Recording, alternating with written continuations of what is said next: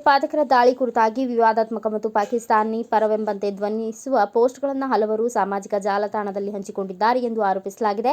ಇದೇ ಆರೋಪದ ಮೇಲೆ ಅಸ್ಸಾಂನಲ್ಲಿ ಸೋಮವಾರ 30ಕ್ಕೂ ಹೆಚ್ಚು ಮಂದಿಯನ್ನು ಪೊಲೀಸರು ಬಂಧಿಸಿದ್ದಾರೆ ಎಂದು ವರದಿಯಾಗಿದೆ. ಜಮ್ಮು ಮತ್ತು ಕಾಶ್ಮೀರದ ಪಹಲ್ಗಾಮ್ನಲ್ಲಿ ಕಳೆದ ವಾರ ನಡೆದ ಭಯೋತ್ಪಾದಕ ದಾಳಿಯಲ್ಲಿ 28 ಮಂದಿ ಸಾವನ್ನಪ್ಪಿದ್ದಾರೆ. ಈ ದಾಳಿಯ ವಿಚಾರದಲ್ಲಿ ಹಲವರು ಕೇಂದ್ರ ಸರ್ಕಾರವನ್ನೇ ದೂಷಿಸಿದ್ದಾರೆ. ಕೆಲವರು ಪಾಕ್ ಪರವಾದಂತಹ ಪೋಸ್ಟ್ಗಳನ್ನು ಹಂಚಿಕೊಂಡಿದ್ದಾರೆ. ಅದಕ್ಕಾಗಿ ಕೆಲವರನ್ನ ಬಂಧಿಸಲಾಗಿದೆ ಎಂದು ಅಸ್ಸಾಂ ಮುಖ್ಯಮಂತ್ರಿ ಹಿಮಂತ ಬಿಸ್ವಾ ಶರ್ಮಾ ಹೇಳಿದ್ದಾರೆ. ಆರೋಪಿಗಳ ವಿರುದ್ಧ ರಾಷ್ಟ್ರೀಯ ಭದ್ರತಾ ಕಾಯ್ದೆ ಅಡಿಯಲ್ಲಿ ಪ್ರಕರಣ ದಾಖಲಿಸಲಾಗುವುದು. ಭಾರತ ಮತ್ತು ಪಾಕಿಸ್ತಾನದ ನಡುವೆ ಯಾವುದೇ ಹೋಲಿಕೆಗಳಿಲ್ಲ. ಎರಡೂ ದೇಶಗಳು ಶತ್ರು ರಾಷ್ಟ್ರಗಳು. ನಾವು ಹಾಗೆಯೇ ಇರಬೇಕು ಎಂದು ಶರ್ಮಾ ಹೇಳಿದ್ದಾರೆ.